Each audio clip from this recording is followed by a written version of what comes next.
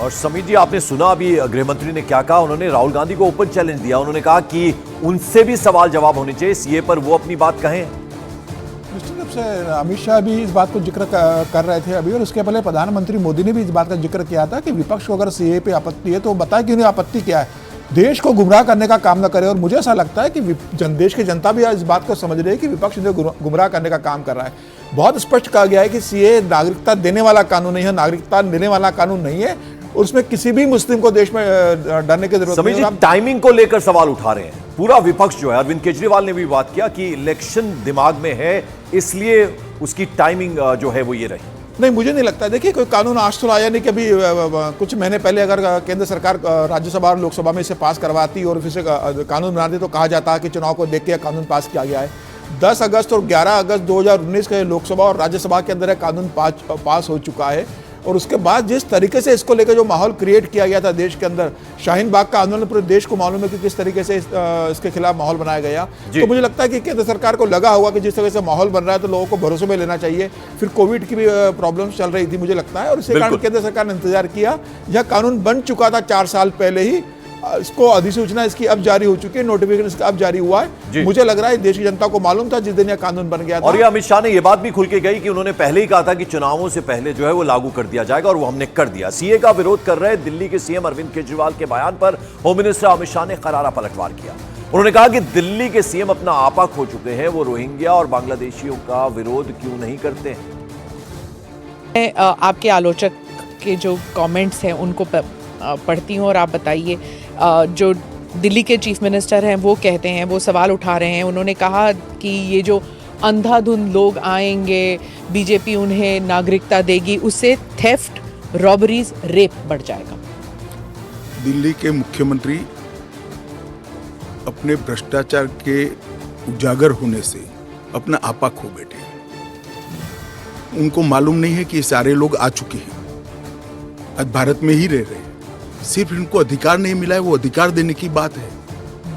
2014 तक जो आ गए इनको नागरिकता देनी है, और इतनी ही चिंता है तो वो क्यों बांग्लादेशी घुसपैठियों की बात नहीं करते, रोहिंग्यास का विरोध क्यों नहीं करते हैं?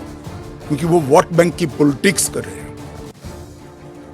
दिल्ली के चुनाव उनके लिए लोहे के चने चबाने जैसे हैं, इसलिए वोट बैंक की पॉलिटिक्स कर रहे हैं। नौकरी का कहां सवाल है, वो ऑलरेडी यहां है, और बांग्लादेशी नौकरी का अधिकार नहीं मार रहे हैं क्या? रोहिंग्यास नहीं मार रहे हैं? इनके लिए तो आप कभी नहीं बोले भाई। सिर्फ जो हिंदू शरणार्थी आए हैं, जो बौद्ध शरणार्थी आए, जो जैन, पारसी और क्रिश्चियन शरणार्थी, इसी का विरोध कर रहे हैं। वो यही कह रहे हैं कि आप अपने नागरिकों को नौकरी नहीं दे पा रहे हैं, और इनको आप स्मिता जी वो पार्टीशन के बैकग्राउंड को भूल गई है। शायद उनको जो निराश्रित आए थे, जो रेफ्यूजीज आए थे, इनके परिवार के साथ एक चाय पीनी चाहिए। अरबों खरबों रुपए की संपत्ति छोड़कर रेफ्यूजी बनकर यहां आए थे, दिल्ली के बाजार में सब्जियों की दुकान लगाई थी। मोदी जी ने विभाजन की विभीषिका का दिन मनाकर उसको हिस्ट्री का हिस्सा बनाया है।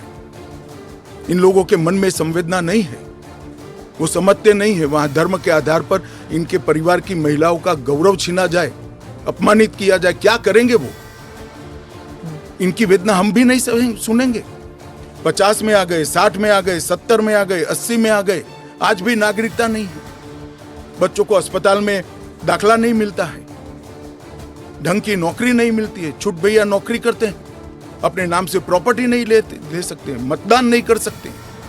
क्यों? क्या गुनाह है उनका? विभाजन का फैसला उन्होंने नहीं किया था, कांग्रेस पार्टी ने किया था, और उस वक्त सब ने कहा था कि जो आएंगे उसको हम नागरिकता देंगे। अब अपने वादे से मुकर जाना, मैं मानता हूं कि हमें तो कम से कम मंजूर नहीं है। इनकी संवेदनाओं को भारतीय जनता पार्टी भी महसूस करती है, इस देश के प्रधानमंत्री भी महसूस करते हैं, और हम मानते हैं कि इनकी ये 75 साल की वेदनाओं का अंत कभी न कभी आना चाहिए, और ये चुनाव के पहले आ जाए वो ठीक है। समीर जी, कल सुबह सुबह अरविंद केजरीवाल कैमरे के सामने आए। उन्होंने कहा कि 1.5 करोड़, याद रखिएगा 1.5 करोड़ लोग आ जाएंगे, और अगले चुनाव के लिए पूरा अपना वोट बैंक जो है तैयार कर लिया है। पाकिस्तानी शरणार्थियों पर सीधे सीधे बोल रहे थे वो, और उनको कहीं ना कहीं अब जवाब दिया है, पूछा है यहां पर गृह मंत्री ने कि बांग्लादेशी और रोहिंग्यों पर क्यों नहीं बोले। देखिए, अरविंद केजरीवाल तो पढ़े लिखे आदमी हैं। कल वो बोल रहे थे कि वो जिस तरह से कल पत्रकार वार्ता ले रहे थे, जिस तरह से आरोप लगा रहा है, ऐसा लग रहा था कि हिंदुस्तान की बॉर्डर पर करोड़ों लोग घुसने के लिए तैयार बैठे और वहां जमघट हो गया है। वो कह रहे थे कि बाहर के मुसलमानों को घुसाया जाएगा, उनको नौकरी दी जाएगी, उनको मकान दिए जाएंगे, हमारे लोगों की नौकरियां खा जाएंगी, ये तक बोला। जबकि केंद्र सरकार बहुत स्पष्ट कह चुकी है कि 31 दिसंबर 2014 के पहले जो लोग आए हैं उन्हें नागरिकता देने का है, और उसके पहले कौन आए हुए थे सब पूरी हिंदुस्तान जानती है।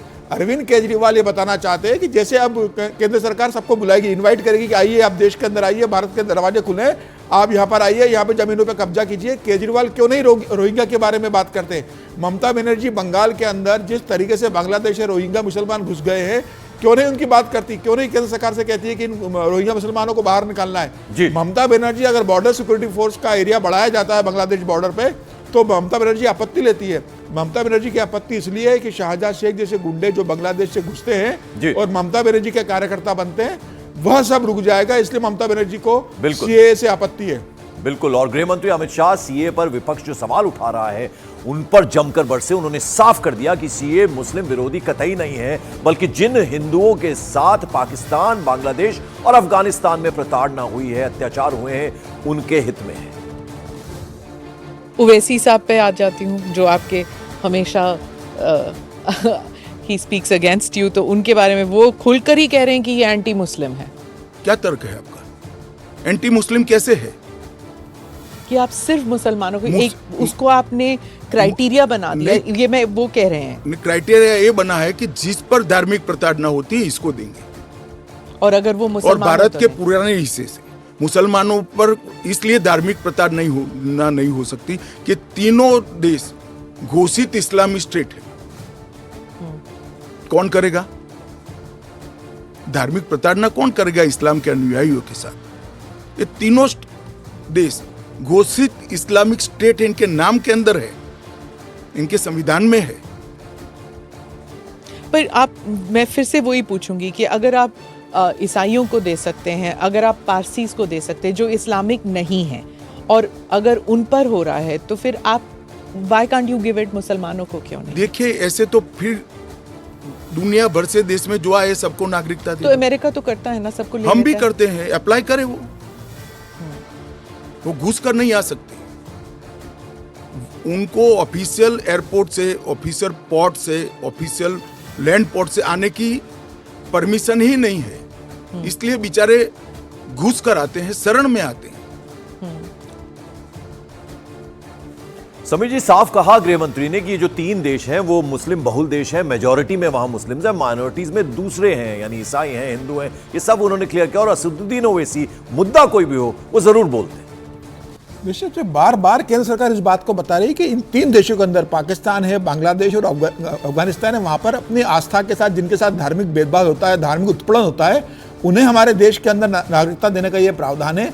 अगर इन तीनों देशों के अंदर अगर कोई हिंदू है, कोई सिख है, कोई बौद्ध है, कोई ईसाई है, अगर उन्हें वहाँ प्रताड़ित किया जा रहा है तो वो कहाँ आएंगे? वो हिंदुस्तान में तो लौटेंगे। भारत तो पहले अखंड भारत था ही नहीं, ये सब भारत के हिस्से थे। अगर वहाँ जो हिंदू अपने करोड़ों की संपत्ति छोड़कर यहाँ पर आ रहे हैं, सब कुछ आजीविका गंवाकर हिंदुस्तान में आ रहे हैं, तो हमारे देश का एक कर्तव्य है कि उन्हें नागरिकता हम दे सकते हैं, हमें अपने यहाँ उन्हें नागरिकता के रूप में दे। संवेदनशीलता होना चाहिए। और गृह मंत्री ने कहा कि विपक्ष इस बात की संवेदनशीलता खोल चुका है कि वहां जो आस्था के नाम से जो प्रताड़ित हिंदू है उन्हें अपना मानने से इनकार कर रहा है। मुझे लग रहा है केंद्र सरकार का बहुत अच्छा और सराहनीय काम है कि वहां जो अपने देश के उस देश में जो प्रताड़ित हो रहे हैं धार्मिक आधार पर, उन्हें अगर नागरिकता दी जा रही है, तो मुझे लगता है कि इससे बड़ा परोपकारी का काम, संवेदनशीलता का काम तो कोई दूसरा नहीं हो सकता। प्रधानमंत्री मोदी ने बता दिया है, कोई अगर हिंदू व्यक्ति अगर किसी देश में प्रताड़ित होगा तो उसे भारत की नागरिकता सरकार देगी। और उद्धव ठाकरे ने जो बयान दिया उस पर भी अमित शाह ने करारा पलटवार किया। अमित शाह ने कहा कि उद्धव तुष्टीकरण की पॉलिटिक्स कर रहे हैं। संविधान के बारे में बात करें तो यूबीटी जो ग्रुप है शिवसेना की, वो कहते हैं कि आपकी विफलताओं को छुपाने के लिए मेरा उद्धव जी से रिक्वेस्ट है कि कानून चाहिए या न चाहिए वो स्पष्ट करो पहले। क्या उद्धव जी बोल सकते हैं कि कानून नहीं आना चाहिए? मैं आज उनका आह्वान करता हूं, देश की जनता के सामने, महाराष्ट्र की जनता के सामने स्पष्ट करें कि सीएए नहीं होना चाहिए। हिंदू शरणार्थियों को, बौद्ध शरणार्थियों को, जैन, बौद्ध और क्रिश्चियन शरणार्थियों को नागरिकता नहीं मिलनी चाहिए। एक बार उद्धव जी स्पष्ट करें जरा। आपका इशारा बाल आई ठाकरे वॉश की। आप कर रहे हो, टाइमिंग का सवाल, तत्व का क्यों चर्चा नहीं करते हो? आपका इशारा बाल ठाकरे की तरफ, नहीं, मेरा तो उनकी ओर है। बाल ठाकरे साहब तो अब रहे नहीं, वो स्पष्ट करे। क्योंकि वो पहले बोलते थे जो नहीं, पार्लियामेंट में भी बोले हैं। अब उनको अल्पसंख्यकों के वोट चाहिए। एपीसमेंट की पॉलिटिक्स इसलिए आज उद्धव ठाकरे कर रहे हैं, हम नहीं कर रहे।